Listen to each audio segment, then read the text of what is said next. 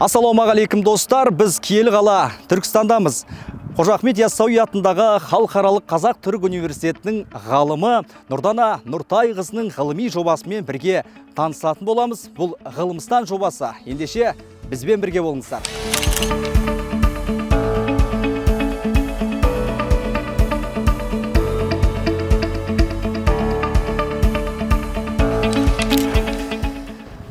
Нұрдана Нұртайқызы, сәлеметсіз бе, қалыңыз қалай, жақсы ма барлығы?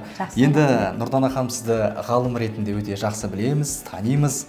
Енді қазіргі таңда қандай ғылыми жобалармен айналысасыз, ғылыми жетістіктеріңіз қандай? Сол жайында айта кетсеңіз. Рахмет.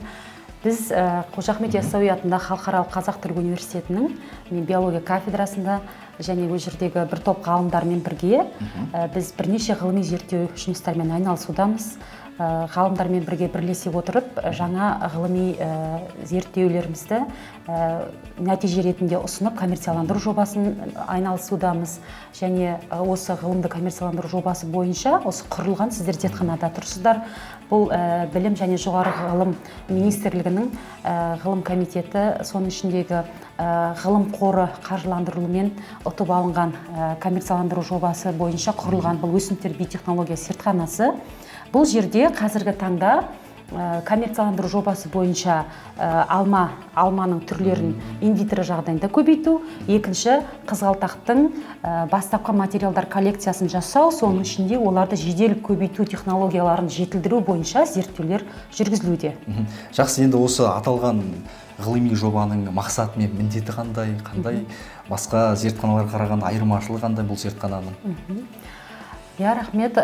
Мен енді қазір қызғалдақтардың бастапқы материалдар коллекциясын жасау, Қазақстанда олардың эксклюзивті түрлері мен сорттарын өндіріске енгізу жобасы бойынша айтып өтейін.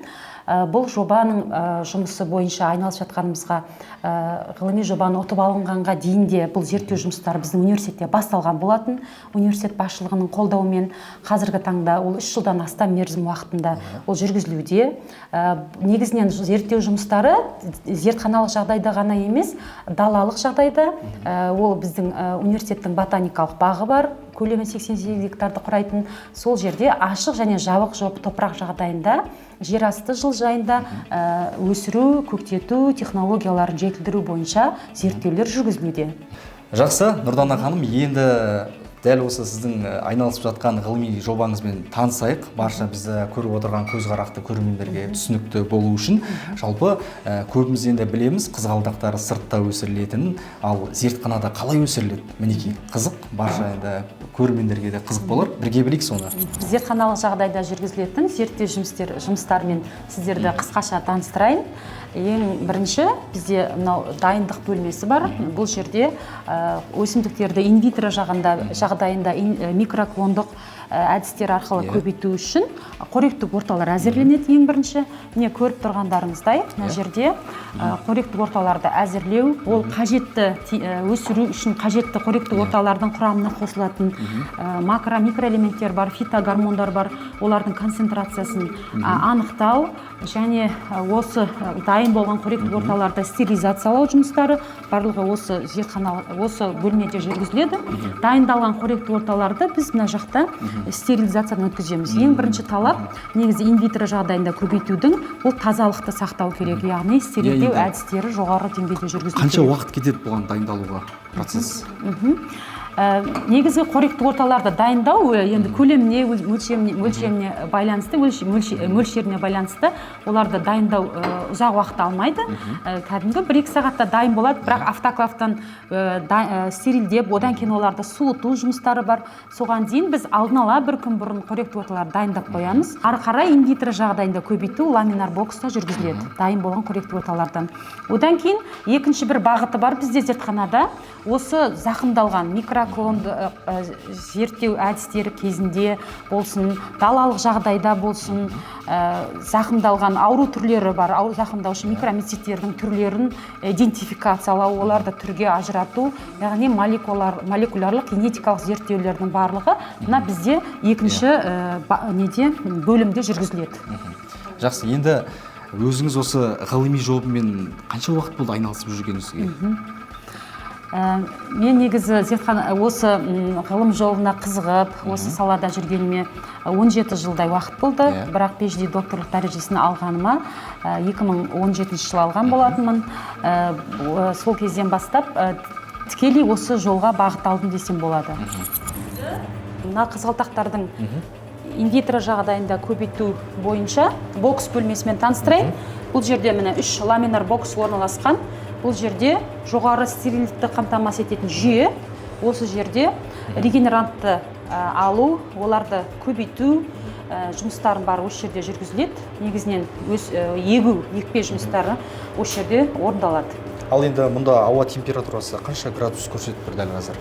Бұл жерде негізі бөлме температурасы мына жалпы бөлменің ішінде, ал бұл негізінен біздің температуралық режимді, ылғалдылық режимді сақтайтынымыз мына жақта жарықтандыру бөлмесінде негізінен бізде үнемі бақылауда болады. Жарықтандыру бөлмесі бұл жерде егіліп біткеннен кейін бұл пробиркаларды немесе микробокстарды келесі мынау бөлмеге ауыстырылады. Жасанды жарықтың көмегінде үнемі сол кезде сол арқылы жасанды жарықтың көмегімен бақыланады өсу жүйесі. Енді бұл даладағы қызғалдақ пен зертханада қызғалдақтың айырмашылығы неде? Сұрағыңыз орынды.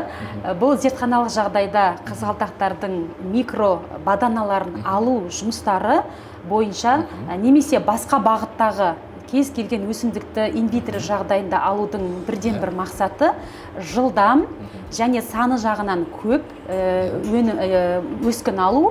Одан кейін екіншіден ауруға төзімді, без вирусный дейді ғой, ауруға төзімді екпе материалдарын алу негізгі мақсат. Егіп дайындап біткеннен кейін бұл барлық пробиркалар мен микробокстарды арнайы жарық өсіру бөлмесіне қоятын боламыз. Одан кейін бұларды температуралық ылғалдық режимдерін бақылау арқылы ары қарай өскіндердің өсіру, инвитро жағдайында өсіру жүйесі ары қарай бақыланатын болады. Жақсы, енді бұл зертхана ішінде ауа температурасы қанша бұл жақта? Бұл жерде үнемі бірінші оларды өсіру үшін өскіндерді негізгі өзінің ережелері бар. Бұл жерде біріншіден стерильдікті сақтау, екіншіден температураны сақтау. Бұл 26, 25, 24, 26 градус аралығында сақталады. Одан кейін ылғалдылық үнемі бақыланып отырады. Қанша уақыт тұрады бұнда? Бір ай немесе бір жыл, 2 ай? Бұл регенеранттарды өсіру, одан кейін алынған материалдарды ары қарай көбейту жұмыстары бойынша бізде негізі үздіксіз жүргізіледі. Жыл маусымының кез келген уақытысында үздіксіз жүргізіледі. Бір регенеранттың өсіп шығу үшін оның өсімдіктің түріне байланысты әртүрлі уақыт алу мүмкін. Мысалы, біреулерінде 20 күнде алып жатамыз, бір хаттамалар әзір түрлерге байланысты, ал кейбір түрлерде әртүрлі зерттеу түріне байланысты. Бұл жерде тек қызғалдақтың ғана емес, сонымен қатар жеміс ағаштарының, соның ішінде алманың көбейту жұмыстары да зерттеу жұмыстары жүргізілуде. Яғни бұл жақтан әрі қарай жылыжайға барады? Негізінен өсіп шыққаннан кейін өскіндерді, мысалы микробаданалар дайындау жүйесі бойынша зерттеу жүргізіп жатыр дедік қой. Оларды тамырландыру жүйесінен кейін оларды бейімдеу үшін жылыжайға ауыстырылады. Негізгі процесс солай, жылыжайда ары қарай жалғасады. Топырақ жағдайына оларды бейімдеу қажет ары қарай өсу үшін. Жақсы, енді болашақта осы ғылыми жобаны әрі қарай алып кету үшін арнайы бір маман даярлау жұмыстары қалай жүріп жатыр? Бұл негізінен біздің жұмысымыздың жаңа атап өткеніндей негізгі бір бағыттарының бірі. Бұл жерде кәсіби мамандарды дайындау және осы салада білім алып жатқан білімгерлерді ары қарай кәсіби ғылыми жұмысқа тарту, оларды дайындау жұмыстары негізі бізде үздіксіз осы жүргізіледі. Негізінен бұл жерде кәсіби мамандарды дайындау, одан білім алып жатқан білімгерлерді ғылыми зерттеу жұмыстарына ұйымдастыру, оларды бағыттау, атап айтар болсақ дипломдық жұмыстары, магистрлік диссертациялық зерттеу жұмыстары барлығы осы жобалармен бірге тығыз жүргізіледі бізде, сол жүзеге асырылады. Олай болатын болса, біз сіздерге ары қарай бұны далалық жағдайда, жылыжай жағдайында өсіру жүйелерімен таныстырайын сіздерді. Бәрекелді. Ендеше кеттік, бірге барып көрейік. Енді қазір сіздерге ашық және жабық топырақ жағдайындағы қызғалдақтарды өсіру әдістерімен таныстырайын. Мына жерде қызғалдақтарды өсіру ерекшеліктерімен таныстырайын. Мына жерде осы далалық жағдайда өсіріліп жатқан қызғалдақтың эксклюзивті түрлерімен қатар жабайы түрлерінде бейімдеу, осы топырақ жағдайларының әртүрлі субстраттарда өсу ерекшеліктерін анықтау бойынша далалық зерттеу жұмыстары жүргізілуде. Жақсы, енді мына түбіндегі топыраққа келейікші. Жалпы бұл қалай дайындалады, қалай қанша уақытта тұрады мына топырақтар жайында?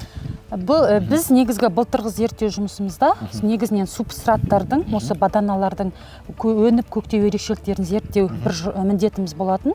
Сол кезде біз торфтық, құмдық және ағаш үгінділері жағдайларында анықтадық. Одан кейін сол зерттеудің тұжырымына сәйкес мынау өсуге қолайлы субстратты таңдап алдық. Жай жағдайында да, далалы жағдайда да биыл сол бір түрлі субстратпен өсірілуде. Яғни бұл далалық жағдайда өсе береді, күннің суығына да қарамастан, Жоқ, бұларды негізі екпе материалдарын, яғни баданаларды егу күз айларында жүргізіледі. Олардың өсіп көктеу ерекшеліктері, өздері физиологиялық ерекшеліктері бар. Соған сәйкес қыс бойы бұларды жаңағы бейімделу, тамырлау, одан кейін мынау күннің жылғаннан кейін міне көктеу ерекшеліктері шығуда білініп тұр. Бұлай өзі шыға бастайды ақырын, Тамырлау басталғаннан кейін уже жапырақ түзу, одан кейін жаңағы гүл баданаларын баданалардың ерекшелігіне қарай жаңағы гүлдерді түзу жүргізіледі. Қазір сізге мынау жабық жағдайда, яғни жылыжай жағдайында өсіріліп жатқан қызғалдақтардың өсіп көктеу ерекшеліктерімен таныстырайын. Жақсы, ендеше бірге барып көрейік дәл қазір.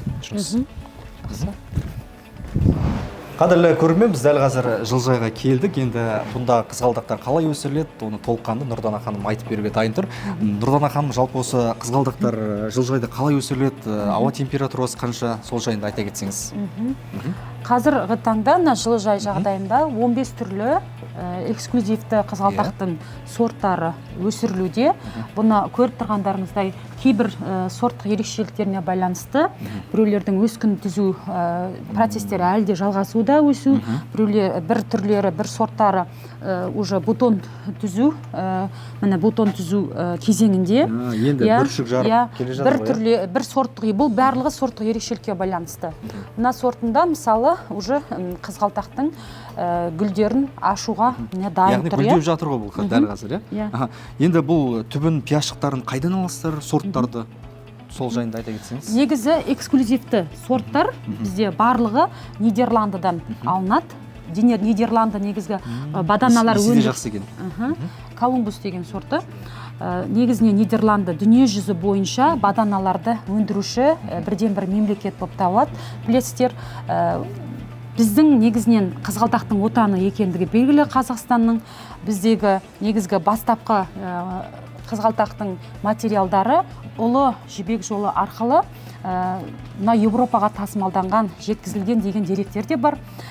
Бұл жерде біздің де жобамыздың негізгі бір міндеті осы перспективті сорттардың біздің температуралық климаттық жағдайларымызға қолайлы өсіру технологиясын жетілдіру, сонымен қатар бастапқы коллекциялық материалдарын жасау. Яғни бұл жердегі баданаларды өзіміз өндіретін деңгейге дейін жетуіміз қажет. Мысалы, бұл жобаның тағы да бір міндеті болашақта бұл жобаны коммерцияландыру. Осы бағытта бізде жұмыстарда жүргізілуде. Дайын болған қызғалдақтың дайын болған міне әдемі гүлдерін біз мынау университетімізде коммерцияландыру офисі бар. Соған белгілі бір зерттеуден жаңағыдай артылған бір бөліктерін біз сондай сол офиске табыстаймыз. Енді бұл ғылыми коммерцияландырудың бір жетістіктері деп те айтуға болады, нақты, Иә, дұрыс айтасыз. Болашақта бұның негізі сұранысқа өте ие. Өйткені көріп тұрғандарыңыздай алғашқы бойларын көрсеңіздер 60-70 сантиметрге жетеді. Яғни сорттық ерекшелігіне байланысты бұлардың өсу және мынау түрлердің бутон түзу ерекшеліктері иісі ғана емес, түрлік жағынан да өте жоғарғы бағаланатын сорттар таңдап алынды. Биыл 9 мыңға жуық бадана егілсе, былтыр 6 мыңнан жоғары баданалар өсірілді. Олар біз негізі айттым ғой жаңа, болашақта баданаларды біз өзіміз өндіре алатын деңгейге жетуіміз мақсатымыз деп. Яғни ол жағдайда, далалық жағдайда баданалардың қасынан микро баданалар түзіледі негізгі алғашқы жылы. Соларды біз дала жағдайда көрдіңіз. Оларды біз келесі, одан кейінгі жылдары 3-4 жылға дейін соларды далалы жағдайда бейімдеп, оларды мынандай гүл түзетіндей ерекшелікке жету үшін олардың белгілі бір диаметрлік ерекшелігі бар. Мысалы 28 плюс диаметрлік деңгейге дейін жету қажет. Ол үшін 4 жыл уақыт кетеді. Тұқымынан жетілдіру үшін 5 жылдан 7 жылға дейін уақыт қажет. Жаңа сіздерге таныстырғанның да бір мақсаты сол, бұларды жедел технологияларын, жедел өсіру технологияларын жаңағы инвитро жағдайында көбейтуді жүргізіп жатқанымыздың да мақсаты сол болатын. Жақсы, енді мұнда жылыжайда қызғалдақтың қанша сорты бар, түрі бар? Қазір мына көріп тұрғандарыңыз 15 сорты бар, эксклюзивті түрлерден, ал жабайы түрлерден қазіргі таңда далалық жағдайда 7 түрі өсірілуде. Былтырғыдан өсірілген адаптацияланған түрлері бар 8 түрі. Сонымен біздің бастапқы материалдар коллекциясын жинақтауда былтырғы алынған басқа 15, бұлардан басқа 15 түрлі эксклюзивті сорттар болатын. Сонымен бастапқы материалдар коллекциясын жасау мақсатында бізде қолымызда қомақты сондай сорттық түрлік ерекшеліктерге байланысты материалдар бар деп айтуымызға болады. Бізде негізі жоба бойынша ғылыми қызметкерлер, 13 ғылыми қызметкер бар қазіргі таңда. Ол жерде біздің бір бағытымыз жаңағы маман дайындау жүйесі бойынша да жұмыстар үнемі жүргізіледі.